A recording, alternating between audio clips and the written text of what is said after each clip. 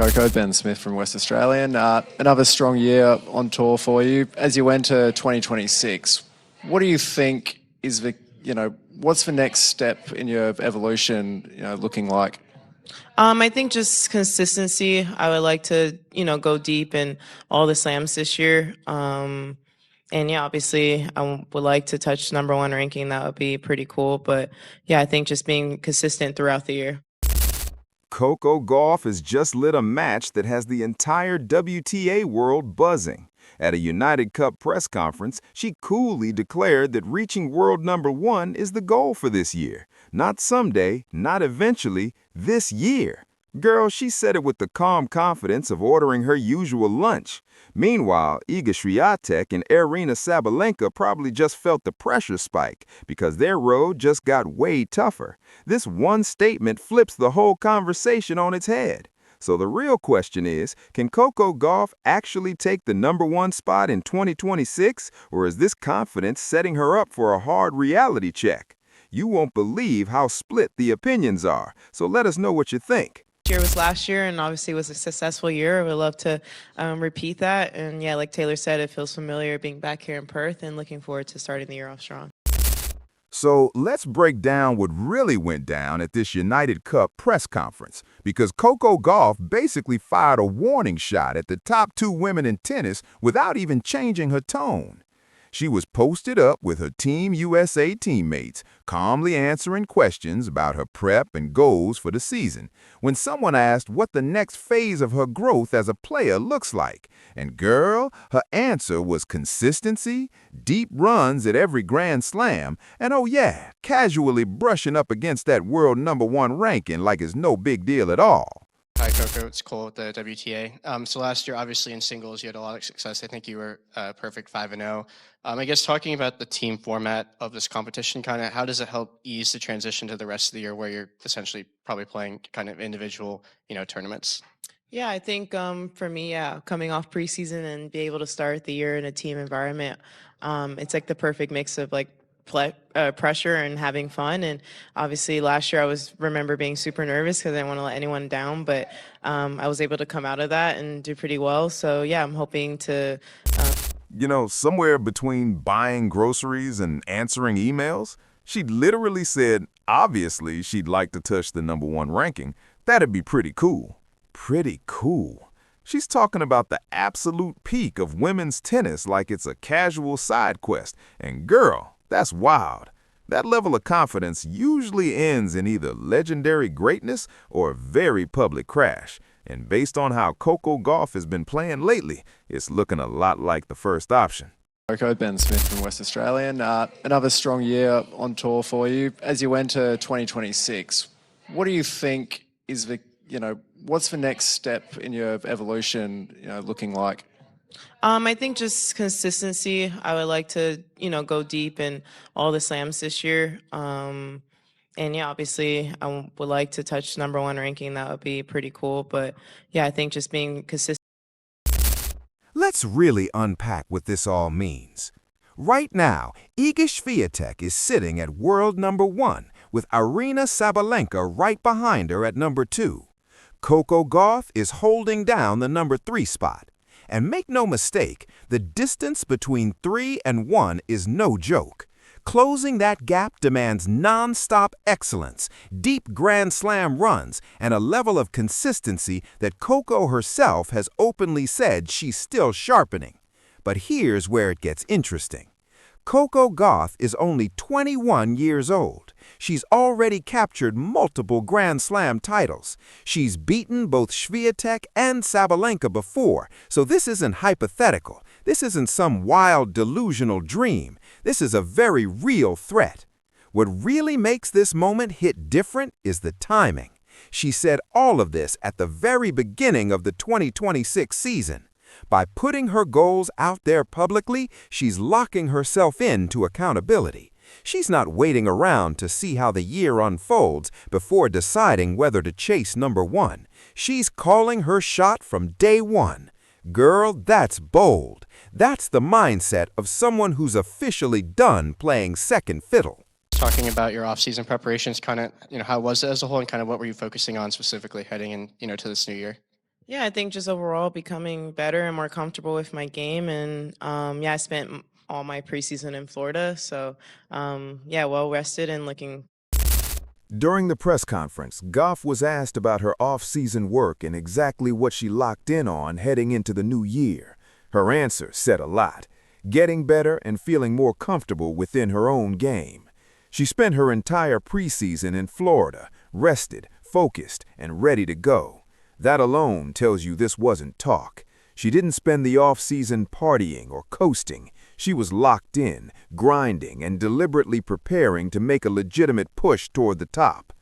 Gauff also pointed out that opening the season in a team setting like the Unicup gives her the perfect balance of pressure and fun. Last year, she admitted she was nervous about letting her teammates down, but she went 5-0 in singles and helped Team USA win the entire event. This time around, she's returning as the defending champion with a completely different level of confidence. She's not the anxious newcomer anymore. She's the seasoned competitor who knows exactly what winning requires. When a reporter asked her about facing two new opponents, Solana Sierra and Jessica Bosas Minero, Gauff's response was pure competitor mindset. She said it's always tricky playing someone you've never faced before, but she's taken it one match at a time. She hasn't even thought about Jessica yet because Solana's up next.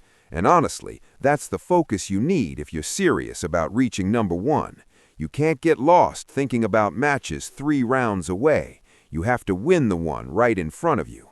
Now let's talk about what Gauff is really up against. Iga Swiatek has been the most dominant force in women's tennis over the last few years.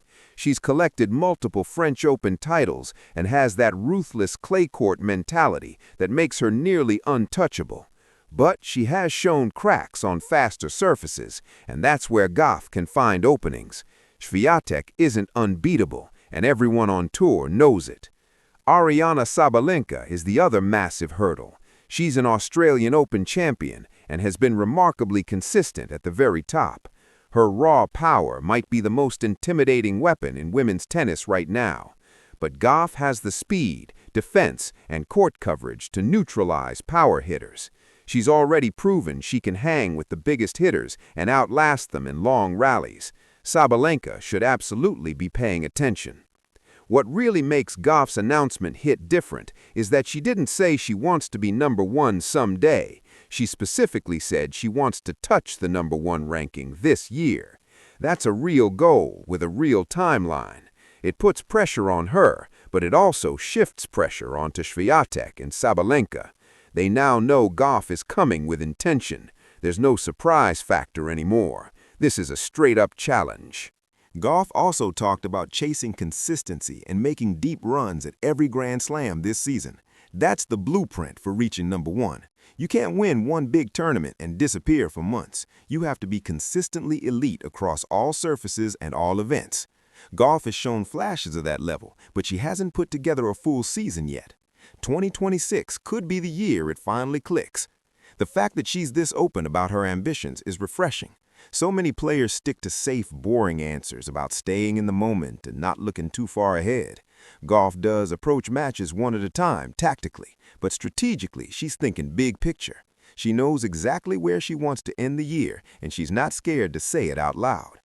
Taylor Fritz was also at the press conference and talked about his own run of finishing in the top 10 4 years in a row. He mentioned that the biggest challenge is staying healthy because your body has to survive the grind of non-stop high-level matches. And honestly, that applies directly to Gauff's goal too. If she wants to reach #1, she has to stay healthy all year. Injuries have slowed her momentum before, and she can't afford that in 2026. One reporter asked Gauff about Venus Williams receiving a wild card into the Australian Open. Gauff called Venus a legend and said it would be amazing to see her competing again. She even joked that it would be funny if she drew Venus in the first round for the 3rd time. That response shows her respect for the game's history while still being confident in herself. She's not intimidated by legends. She's beaten them before. Another question came up about American fans traveling overseas to support the team. Gauff was refreshingly honest, saying Americans are probably the worst when it comes to showing up for tennis abroad. She said she wishes U.S. fans traveled like supporters from smaller countries do. At the same time, she acknowledged that America dominates so many sports that tennis fans are spread thin. Still, she made it clear she wants to see more red, white, and blue in the stands during team events. That honesty is a big part of why Gauff connects with people. She doesn't hide behind corporate PR answers. She tells you what she really thinks, even when it's slightly critical of her own fan base. People respect authenticity, and Gauff has plenty of it. She's not trying to be perfect or politically correct all the time. She's just being real. When asked whether Team USA feels like underdogs despite being the top seed, Gauff shut that idea down immediately. She said they're the #1 seed, so there's no underdog angle there at all. That tells you she understands exactly where they stand. She knows they're the favorites, and she's completely comfortable carrying that expectation. And honestly, that's the mindset required if you want to reach world #1. You have to embrace being the favorite and live with that pressure every single match. Gauff also mentioned that she doesn't really scout opponents weeks ahead of time. She said she watches tennis more as a fan than from a strict scouting lens. She loves watching Jannik Sinner and Carlos Alcaraz because of how exciting their games are. She also enjoys watching Daniil Medvedev because you never know what he's going to do out there. That says a lot about her love for the sport itself, not just her own career. That kind of passion is what carries you through the grind of chasing #1. The path to the top spot is clear, but it's brutal. Gauff needs a strong showing at the Australian Open, which is only a couple of weeks away. A deep run there would give her a massive points boost and real momentum. After that, she has to stay steady through the early hardcourt stretch. Then come the clay tournaments leading into the French Open. If she can go deep at Roland Garros, where her results have been inconsistent before, that would be huge. Wimbledon presents another opportunity. She's had success on grass, and the faster surface fits her game well. Then comes the North American hard-court swing, where she'll be defending points from last season, and that's always tricky. Defending points is often harder than earning them in the first place. Finally, there's the U.S. Open, where she'll have home support and a chance to either defend a recent title or make a major statement. What makes Gauff's goal realistic is that she's already proven she can beat the best in the world. She's won matches against elite competition. She's beaten Sabalenka. She's shown she can deliver under Grand Slam pressure. The tools are all there. Now it's about putting together a full season of elite tennis without major slumps or injuries. The mental side matters just as much. Reaching #1 isn't just about talent, it's about relentless mental toughness. You have to win when you're not playing your best. You have to close tight matches that could swing either way. You have to handle the pressure of being the favorite every single time you step on court. Gauff has shown flashes of that strength, but sustaining it all year is a different test. What's interesting is that this announcement could actually work in her favor. By saying it publicly, she's created accountability for herself. She's put the goal out there, so now she has to back it up. That kind of pressure can be motivating. It can push you to work harder when things get uncomfortable. Some athletes avoid public goals because they don't want that weight. Gauff leans into it. The WTA should be paying attention to this, not because wanting to be #1 is unusual, every elite player wants that spot, but because Gauff has the game, the mindset, and the upward trajectory to make it real. She's not a mid-level player talking big. She's world #3 with multiple Grand Slam titles already. When she says she's coming for #1, it's a credible threat. You know Iga Swiatek probably saw this and thought, great, now I've got Gauff hunting me all year. Swiatek is used to chasing, not being chased. Having Gauff openly target the top spot adds pressure to whoever holds it. Every loss suddenly feels bigger when you know someone specific is coming for your crown. Ara Sabalenka is in a similar situation. She's been fighting for that #1 ranking herself. Now it's officially a three-way race, and that's great news for fans. We're about to see these three push each other to higher levels all season long. Gauff also has youth on her side. At 21, she has more energy and fewer miles than some of the older players in the top 10. She can handle the physical grind of a full schedule better than someone closer to 30. That's an advantage she has to maximize right now.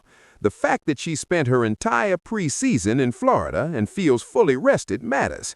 A lot of players start the year either underprepared or overcooked. Gauff looks like she found the sweet spot. She's ready but not burned out. That balance is hard to hit, and it suggests her team is managing her perfectly. Looking at the bigger picture, if Gauff does reach #1 in 2026, it would be massive for American tennis. The U.S. hasn't had a consistent world #1 since Serena Williams was dominating. Seeing Gauff take that spot would reignite interest in women's tennis stateside. It could bring in new fans, sponsors, and energy. This is shaping up to be one of the most competitive seasons women's tennis has seen in years. And if you want to follow this chase to the top, make sure you hit that like button and subscribe for all the updates.